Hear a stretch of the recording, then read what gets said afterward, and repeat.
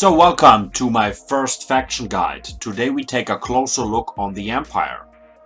The Empire is a really strong top tier faction, even if the performance has subsided since Mortal Empires.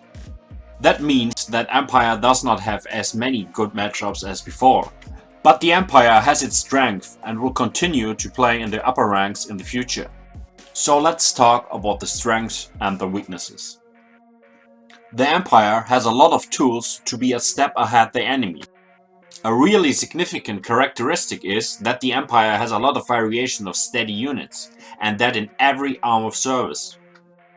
So they are really able to compete against nearly all enemy gameplay with the right army composition. That's why the Empire is really a all-round faction.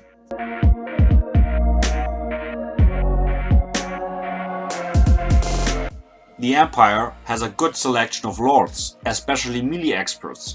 3 of them are able to be mounted on a hippogriff.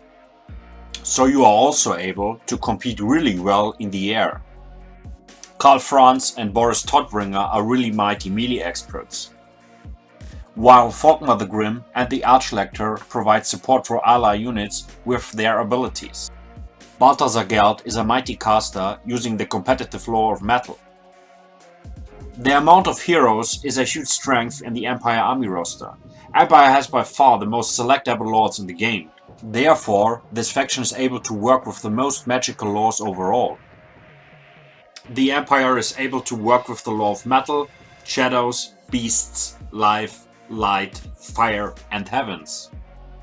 So the Empire is able in the most cases to select the most useful magical lore in every matchup.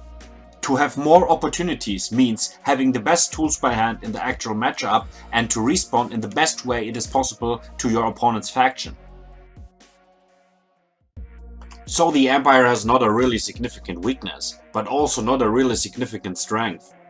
For example, they are not well known for the greatest amount of armor or the greatest amount of armor piercing damage. And they are also not well known to be able to overwhelm the enemy like the Skavens. But as I said before, they are really well represented in every arm of service, cause the most units are really steady, have a good amount of leadership, causing a lot of damage or a quite good amount of damage, and have quite sustained stats overall. Summing all together, the problem is that the Empire has quite steady and strong units, but they are not the most elite ones in the game, with some exceptions. But they are also not the cheapest in the game. They are relatively spoken quite expensive. So Empire can take a quite limited amount of units to the battlefield. Therefore, Empire needs to use a lot of magic, missile infantry or their lords in order not to be overrun or to get annihilated by either more elite or a greater amount of enemy units. That is really important for the Empire.